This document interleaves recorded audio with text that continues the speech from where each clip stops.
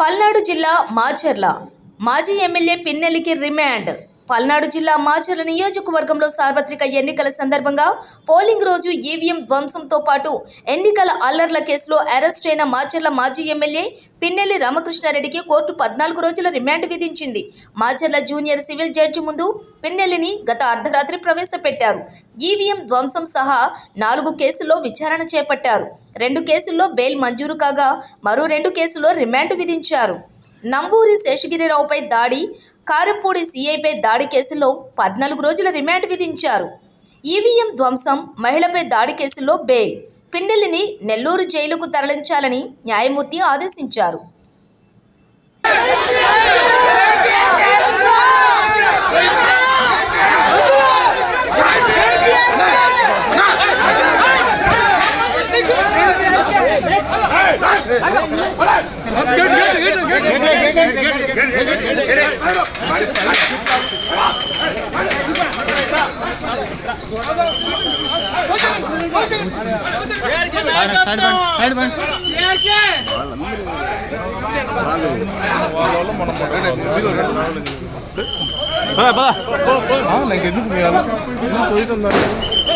పోయటం అంటే వాళ్ళని ఎప్పుడు వాళ్ళు చేయండి అన్న మమ్మల్ని